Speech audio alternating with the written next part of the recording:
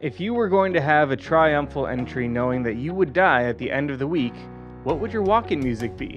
And what does each day of Holy Week represent? Let's chat.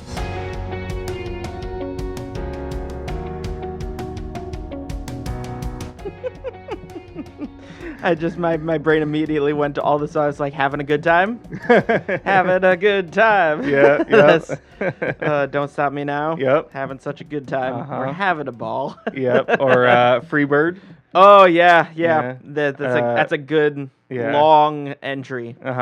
Yeah. Well, thanks for sitting down. Yeah. You recently gave a message on Palm Sunday. Yes. And it is currently Holy Week. Yes. Which leads us up to Good Friday and Easter at the end of the week. Mm-hmm. But you kind of are coming up in at the tail end of a longer series that we're doing called Help Wanted.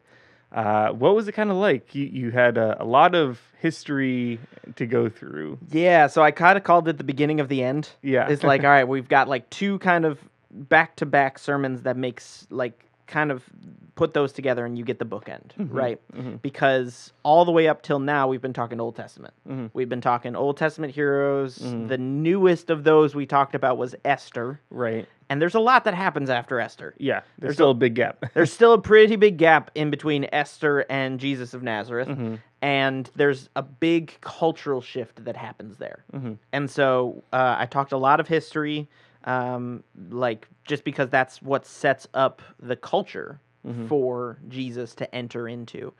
When Jesus hits the scene, Babylon and Assyria and Persia, they're gone. Mm-hmm. Like they've been gone. They've actually been conquered 2 or 3 times over, depending on the area. Mm-hmm. And so now we've got Rome. Mm-hmm. But Rome is not brand new. Mm-hmm. It's not like all of a sudden Rome is here out of nowhere. It's like, no, Alexander the Great had this whole campaign that happened, and then his empire broke apart, and that led to more fighting. And so, yeah, we talked a lot of history, but it helps set up what Palm Sunday and what Jesus is interacting with in his early ministry. Yeah. It's kind of a weird kind of gray area for them, because it's like they had this whole thing where they moved into the promised land and they became this big kingdom, got conquered, and then they come back to their physical land, but they're not in charge. So it's kind of like, we're back? With the question mark? Yeah, like, it's not we're so back. We're back. Right. Yeah, kind of back. We're back with a big brother over our shoulder that we don't love. Because if you read the book of Nehemiah, it talks a lot about the process of going back to the land out of exile, being allowed to go back to the city of Jerusalem, going back to rebuild, right? To rebuild what was broken and rebuild the temple and the walls and kind of resettle the land. But not everyone that was taken goes back. It's a select few that even goes back. And they're now mixed in. It's not just all Israelite people from the ancient kingdom of David and his descendants. It's hey, there's some people from the Empire of Babylon. There's some people from the Empire of Assyria. There's all of these other people that are now kind of mingled in with us. And I didn't even get to that part, but you get to Samaritans from there. Yeah. You get to, and that's a huge cultural tension point in the time of Jesus that we didn't even get to with Palm Sunday, because it doesn't necessarily come into that story as much. But the story and the culture, the Jerusalem that Jesus is walking in, is not the same one that David and Solomon and the kings that came after walked through. Yeah. They are no longer the big head honchos of that city. They're kind of like in charge, but like, hey, you better watch it. Right, yeah. Well, if you want, let's talk about Samaritans for a minute. Yeah. Right? Because they're kind of like the mudbloods from the Harry Potter world. Yeah, right? they're the half and half. Yeah. They're not exactly Israelite. They're not exactly Gentile. Their heritage is mixed. And so that in and of itself, for some people, especially Israelites who can remember being taken out of exile, like that was, oh my, you're fraternizing with the enemy. You are in cahoots. Yeah. You are now, like, why would you even begin to consider these people who have done so much wrong to us and have taken us from our empire and taken us from our kingdom, and well, now you're just going to be cool with them? And the Samaritans, that group of people comes from that line, and that stigma stays with them. That stigma doesn't go away, even though Babylon and Assyria, all those empires are gone. The stigma of, well, you're not actually fully of the people of God. You're kind of an offshoot that we don't love. Which, in hilarious contrast with the sacrifice of Jesus, all are brought into that family. There is no distinction anymore. Right, You're engrafted into the tree, including and not limited to the Samaritans. Yeah.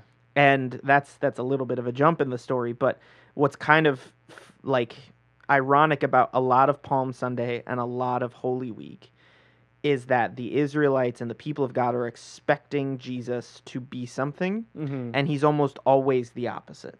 They expect him. I talked about like the palm branches on Palm Sunday as a sign of victory. Me and Pastor Eric were talking about it. It's actually the sign of a group called the Zealots. Like if they had a football jersey, their emblem would be these palm branches. Oh, okay. It's this sign of victory, right? And they're expecting Jesus to come in and kick Rome out. That's not what he's doing. Right. He actually spends very little time interacting with Rome. He spends more time critiquing the people of God who have gone astray and they've missed the point, right? Right. And so for the Samaritans, they, I'm sure, felt some sort of relief. There's the story of the Samaritan woman where Jesus, a man, speaks to a woman. That in itself was a cultural barrier, but then an Israelite man talking to a Samaritan woman, that was a double barrier to cross. And for her to be seen by him. Yeah. And for her to be known by him, and for him to have a cordial conversation and like go and tell. Like I can imagine for the rest of the Samaritans watching and seeing what Jesus was doing, there might have been some sort of semblance of hope starting to kindle, right? This idea of like, okay, maybe things aren't going to be what they were. We're not going back to the good old days because there haven't been good old days for us. Like we've been on the down since we've been here. And so for the Samaritans, I'm sure some of Holy Week looked a little bit hopeful. Yeah. Because they've been under that mistreatment. Yeah, I mean, even when you look at the parable of the Good Samaritan, it's like someone trying to trap Jesus, right? And they're like, well, who exactly is my neighbor? Because I don't want to have to be good to everyone. Right. And so Jesus tells the parable of the good mudblood, basically. Yeah. As like the person that you hate the most, that is the person who's actually doing things right. And you should be willing to accept their help and follow their lead, sort of thing. And so it's kind of an interesting dynamic going on there that you don't know without knowing the history if you're just reading the parables or the story of the woman. Right? Yeah, the Pharisees and the Sadducees, the religious leaders, like they are full on, they've lost the plot.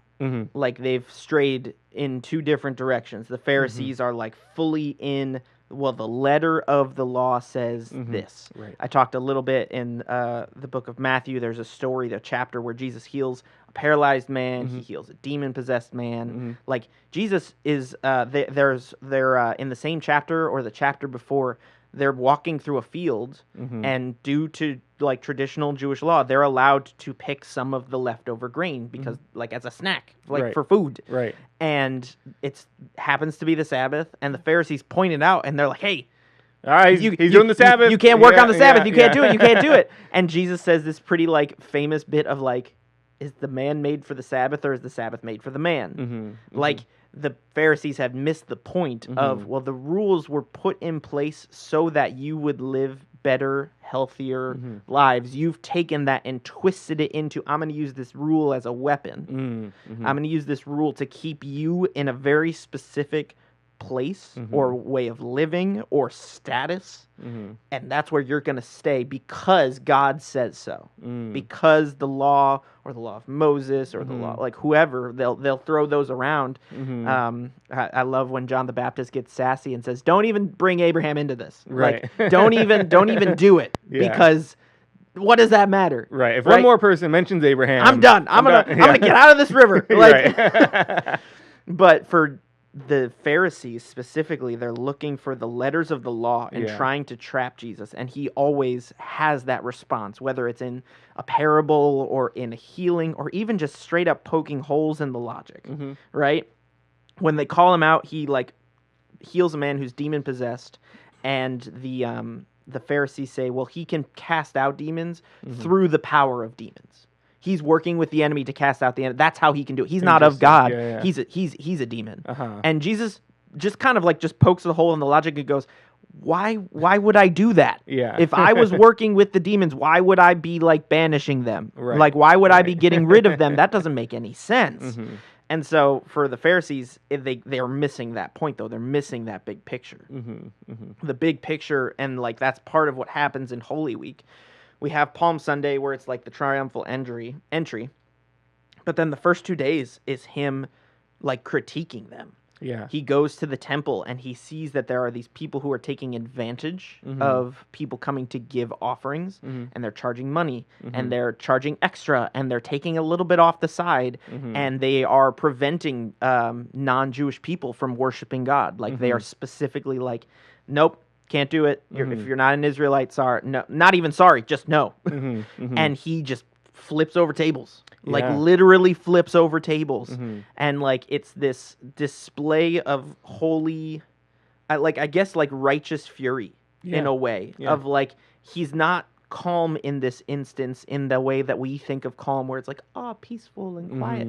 Like I don't think he's flying off the handle here. I think that's something that we have to be like. Jesus has not lost control in this moment. He's very much in control, and is also upset. Yeah. Like there's an anger here, and so he clears out the temple because what in the world do you mean I can't work on the Sabbath, but these guys can take some money off the side?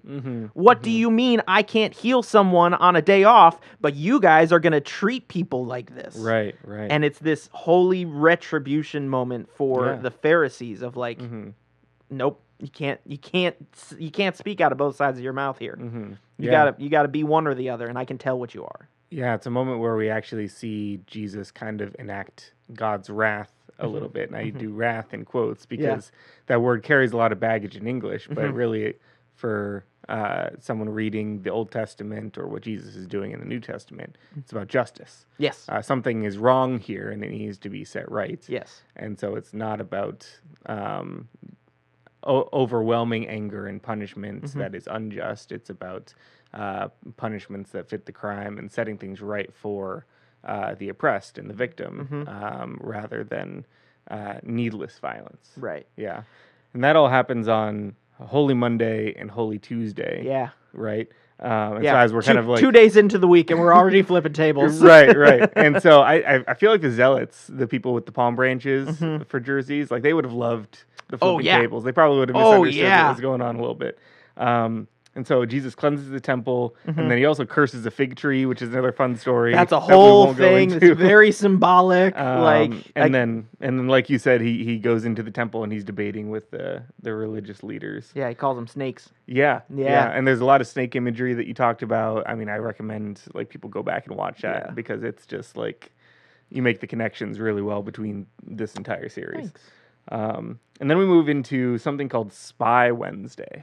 Spy Wednesday. Which is a really cool name. But then that's the day that Judas agrees to betray Jesus. And that kind of like sets things in motions where after the religious leaders' teaching, then they're kind of pissed off and they're looking for ways to kill Jesus. And then something called Maundy Thursday. I know, what a word. What is a Maundy? I mean, I have it written down here, but if you want to explain it. I don't have a super deep understanding on it. I've heard the word before. The word Maundy, I had to Google this as well. There we go. Right, comes from the Latin mandatum, meaning commandment, referring to Jesus' words, "A new commandment I give you, to love one another." And the events were the Last Supper, the washing of the disciples' feet, and Jesus' arrest. Yeah. And I think this is where we kind of get to some of the stuff where people are starting to ask questions of like, okay, wait, hold on. You're not really bringing down the hammer like we expected. What's going on here? Do you want to talk a little bit about those differences? Yeah, so I think it's important to recognize that like it's not a story of like Jesus. I brought up in my sermon, I brought up Judah the Hammer. He's a very historical, he's in that period of time between the Old Testament and the New Testament. Mm-hmm. And I used him because he's kind of a representation. He wasn't the only rebel leader among the Israelite people. There were actually like 3 or 4 more pretty decent sized rebellions after him before Jesus. But that was their story. Since going into exile and being allowed to go back into the land, anytime there's a little bit of a power vacuum, okay, now here we go. Here we go. We've got Judah. We're going to go. And then Judah doesn't quite get them far enough. He gets a little bit, like they get to worship traditionally, but not. And then, all right, well, we'll wait for the next opportunity. And then the next guy comes around and, we're going to, no, we can't make it. And Rome learns from their predecessors and solidifies like Roman authority. They put governors in place. I brought up King Herod and I put Pontius Pilate as the 2 examples. But even with that, it's not just like, hey, we're going to put a figurehead here and they're going to like keep watch on you. Like King Herod, after his interactions with like the wise men at the birth of Jesus, he doesn't jive well with Rome, and he basically gets banished and dies in obscurity. Wow. Like, so Rome is not just putting figureheads around. No, they're putting figureheads in place and then double checking. Yeah. So they're not just like going, cool, like, hey, we've got this little area of land and we're going to trust this guy forever in eternity. Right. No, they're like, hey, we're going to put you in power. And if you don't do a good job, there's going to be a problem for you. Right. So for Jesus, as he's like in Jerusalem, he's not really interacted with Rome all that much. He's interacted with the religious leaders. Me and Eric talked a little bit about this. It's like Rome will get its due in Revelation. We'll give Rome some attention at the end of the New Testament. But for now, we're going to talk about you guys because you guys should know better. Right. You guys have been given the law of Moses. You've been given the scrolls. You've got all of these scriptures put together. You guys are the ones who are making the mistake here.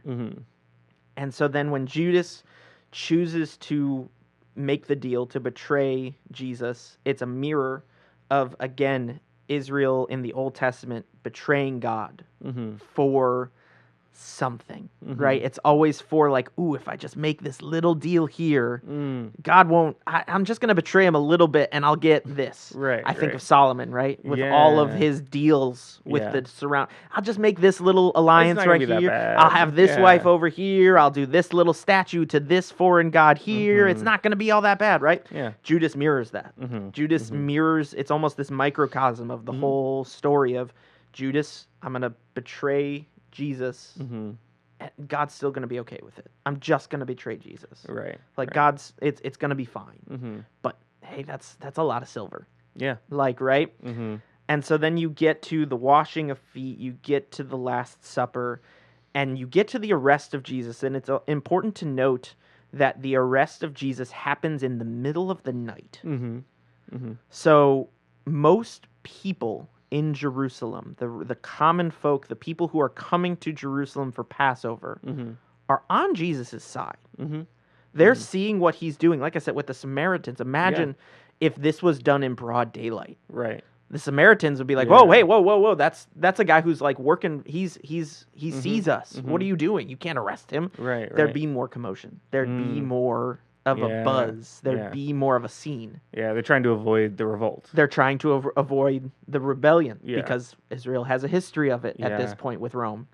And so they arrest Jesus in the middle of the night. They put him on trial before the Sanhedrin, which is another religious leader group. Like, they put him on trial in the middle of the night. Like, all of this happens in the dark. And so I even think, man, when you get to Good Friday, the news of what's happening to Jesus is still sort of spreading. Yeah. The news of he's been arrested. Like, let alone that he's going to die. He's been arrested. That news is probably still making its way through. Yeah. Because then, I guess, spoiler alert, with Easter, when he is resurrected, there are still people kind of questioning, like, wait, didn't he die? Yeah. Like, that news is still, it's not solid. It's still kind of like, wait, I heard he died. Right. Like, almost if he was only dead for, like, an evening. Right. Then people would have just been like, oh, cool, it's Jesus. Yes. Like, teach us something. Yes. Right? Yes, exactly. Maybe he just had a really hard nap. Like, right. Like no one's, like, jumping on Twitter to be like, hey guys, Yeah. Jesus died. Yeah. Like, no one's live tweeting the crucifixion. right. Like, Yeah.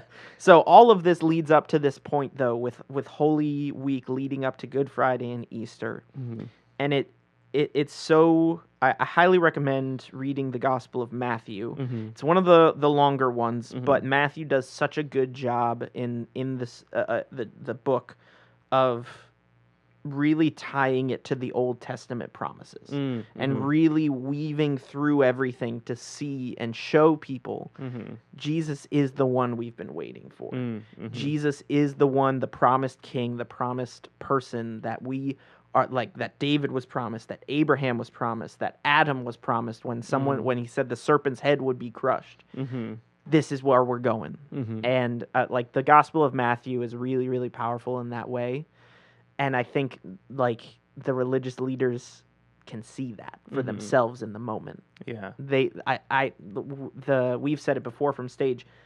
Not all of the Pharisees were evil. The Pharisees were not like the collection of supervillains in like a comic book. Like, right. There were a few real bad ones. There were a few of them who were really not. Same with the Sadducees. Like, there were a few of them that were really not okay. But there were some Pharisees, I'm sure, who were really well read and seeing what Jesus was doing and seeing, maybe even starting to think, like, ooh, this might be the guy. Yeah. This might be the person we've been waiting for. But I can't get on. This is a runaway train at this point. Yeah. In some ways. And I mean, even just like if you're realizing it on Monday or Tuesday, then it's like getting all the way to Friday. That's a quick turnaround to just like dismantle and deconstruct everything that you've been taught as a Pharisee. To then reconstruct and be like, oh, this is the guy, we shouldn't kill him. Yes, right? Yes, exactly, right? Yeah, a week is not that long. Right. Like, I know weeks can feel long. Like, they can, but in reality, less than 7 days. Yeah. He arrives on Sunday, he's crucified on Friday. Yeah. And then we get Holy Saturday after that, which is a day of Holy Week that we don't really talk about very much. Because I think it makes us uncomfortable a little bit. Where it's just like, Jesus is dead. Yeah. Yeah, it's this day of unease. It's this day of, and for the people of Israel who maybe have seen rebellion after rebellion get squished, this is just another in that line. Yeah, we lost again. Yeah. Even for and then on the other side of it, the people like the Samaritans, the people who were downtrodden, they lost the guy that finally saw them. And not to mention the 12 closest disciples, right? The emotions that we feel for those, like I've heard Good Friday sermons about those guys because they're the named characters that we see most often with Jesus. But I think this is a bigger thing that, like, even when Peter denies Jesus, right? Like, hey, I've always kind of read that passage of like, hey, did you know Jesus, as like an accusatory thing, right? But maybe it wasn't accusatory. Maybe it was like a, hey, like, this Jesus guy is doing some pretty good stuff for us.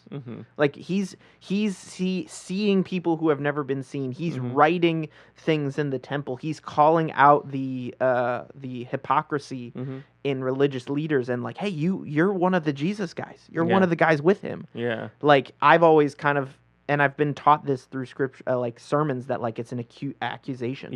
Of like, you're with Jesus. Right. I know you're with Jesus. I'm gonna tell. Like, and it might not have been that. Like, and it's such a Saturday, the Friday night into Saturday.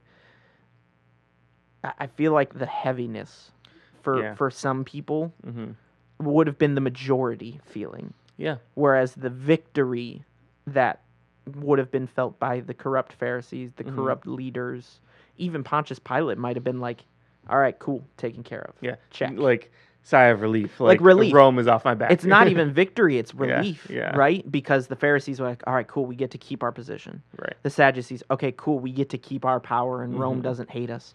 Pontius Pilate, awesome, I can tell Rome I successfully squished a rebellion. Yeah. Yeah. Like, it's not even victory, it's just like a, whew, all right. Yeah. Yeah. And I wonder if Peter, like, if it's like a dual sort of thing where it's like the people are like, you're the the Jesus guy, kind of like in the Obi-Wan Kenobi series, like post Order 66. They're like, "Oh, you're Jedi Master Obi-Wan, you can help us." Yeah. And he's just like, "Yeah, I don't do that anymore." Yeah. But it's out of fear, right? And so maybe Peter's interpretation of what's going on, or these accusations. I don't know. I'm just speculating at this point. It's super hard to tell what, like, because these are going to be such complex emotions. Yeah. Right. And the 2 to 4 people who got crucified with Jesus were rebels. Our Bible translations commonly say thief, but if we look at the original word, it's rebels. And so they're being crucified as rebels with their rebel leader in the middle. Yeah. And so I don't entirely blame Peter for feeling like, I don't really want to be associated with that right now. I'm not really in the mood to get crucified. Well, and even think about like for the disciples on Holy Saturday, it's been less than a week since the giant parade, essentially. Yeah. Right? This triumphant welcome. These guys have been walking around and traveling with people, and they've been run out of some places and celebrated in others. Yeah. And this is coming to the biggest city in the area. Yeah. This is coming to Hollywood. This is Disneyland Super Bowl parade. Exactly. Yeah. And then less than a week later, the whole thing is flipped. And for, like you said, to use Star Wars as the reference point, after all the Jedi have been done away with, the galaxy at large is still looking for the Jedi. They're still looking for the hero in the story. Yeah. Right? They're still looking for someone to take out the evil empire. And the people of Jerusalem are the same. They're still looking for someone to take out Rome. They're still looking for and maybe even at this point, they're looking at the Pharisees and going, wait a second, you might not be as good as we all thought you were. Like I might not take what you have to say at face value exactly anymore. Like, and now that person is gone. And so Saturday comes with so many mixed emotions on that level too. Of, well, do we just go back to the way things were? Yeah. Do we try and, like, do we maybe pick one of these other 11 disciples to lead the charge? Right, yeah. Do we all scatter? What do we do? Yeah, they all still get together, and they're kind of just like, well, our teacher's gone. Yeah. I don't know what to do. It's just a bunch of students in the classroom now. Just waiting. Just like, well, I thought we had it. Yeah. And then surprisingly for that time, it's actually the woman who followed Jesus, who continued to be faithful. Yeah. And they were going to do the burial rites and change the bandages and everything that was appropriate for the culture, while the men kind of just froze. Yeah, they froze. And then it turns out to be good that they were faithful, because then they were the first witnesses to be like, oh, this giant stone door that covers the tomb is gone, and Jesus is alive on Easter. Yeah. Yeah, and I think that's where, like, it can be easy for us today as readers of the Bible to kind of cliff notes it a little bit. It can be easy to jump from Palm Sunday to Good Friday to Easter. And there's a whole other there's a whole days whole days worth of events that are happening in there, and we can just kind of like fly by and say Jesus says some stuff, and then we get to Good Friday. Like, I was just reading people talk about it online recently, and they were basically just like, oh yeah, well, I mean, Jesus was crucified because he said that he was God. Yeah. And it's like, well, hold on, like, you're not wrong. There's just like a lot more going on here. Yeah. And if we had a homeless man running around claiming that he was God, we would just be like, that's a crazy homeless man. Yes. And so there's obviously something more happening that Jesus is stirring up. Yes. And so talking about these revolutions, these revolts, the history, and the entire pattern of the escalation leading up to Jesus' crucifixion is also important to talk about. Yeah, it's the Jesus was crucified because fill in the blank is the title to a much longer chapter. Yeah. Like, that is, he was crucified because he claimed to be king. Like, that's what the paper to Rome would be.